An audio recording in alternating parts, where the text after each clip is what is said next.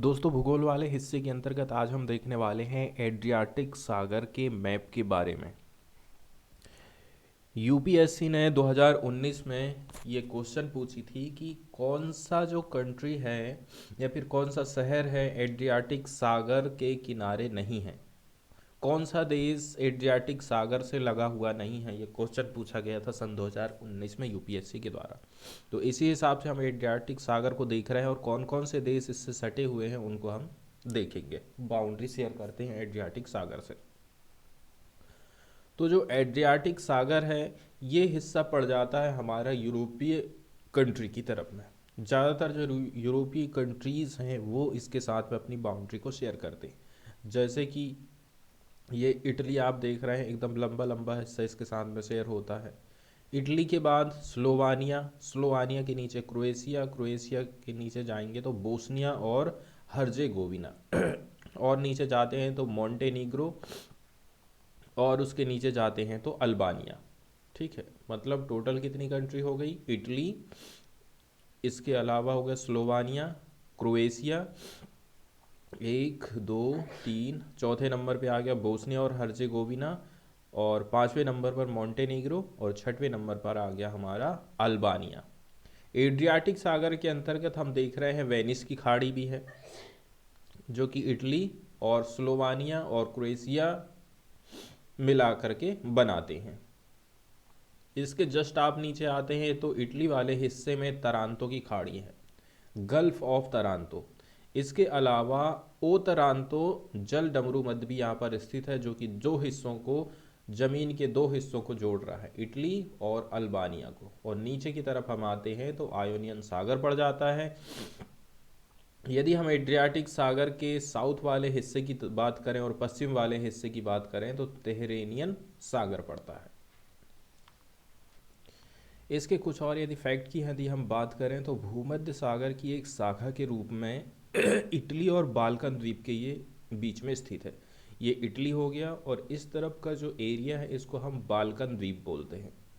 तो दोनों के बीच में एड्रियाटिक सागर पड़ता है। अब हम इसकी सीमा की बात करते हैं तो स्ट्रेट ऑफ ओट्रांटो, ये यहाँ पर स्ट्रेट ऑफ ओट्रांटो है। ऊपर की तरफ हम जाते हैं तो वेनिस की खाड़ी है और नीचे की तरफ में ओट्रांटो जल डमरू मध्य, यहाँ से लेकर के यहाँ तक एड्रियाटिक सागर फैला हुआ है, जो कि इसको आयोनियन सागर से जोड़ने का काम करता है। ठीक है, यहाँ पर जो जल डमरू मध्य है ये जोड़ता है आयोनियन सागर से एड्रियाटिक सागर को। ये बड़ा सा जो एरिया हम देख रहे हैं ये हो गया हमारा भूमध्य सागर, क्योंकि भूमध्य सागर की ही एक शाखा है एड्रियाटिक सागर। सीमावर्ती देशों के नाम हम देख चुके हैं, इटली, क्रोएशिया, बोस्निया और हर्जेगोविना, मॉन्टेनेग्रो, अल्बानिया और स्लोवेनिया। इसको याद करने की ट्रिक भी है। Incredibly slimy cockroach bit my aunt. I से इटली हो गया, एस से स्लोवानिया, सी से क्रोएशिया, बी से बोस्निया एंड हर्जेगोविना और एम से मॉन्टेनीग्रो और ए से हो गया अल्बानिया। तो ये ट्रिक है, इसको आप याद कर सकते हैं देशों के नाम याद करने के लिए। एड्रियाटिक सागर को जियोग्राफिक तौर पर हम डिवाइड कर सकते हैं तीन बेसिन में, जिनके नाम रखे गए हैं नॉर्दर्न एड्रियाटिक, मिडल एड्रियाटिक और साउदर्न एड्रियाटिक। जहाँ पर नॉर्थ की तरफ यदि हम जाएंगे तो ये हिस्सा काफ़ी शैलोअर माना जाता है and the southern part is much deeper. मतलब कि नॉर्थ वाला हिस्सा उतना ज़्यादा गहरा नहीं है जितना साउथ वाला हिस्सा है।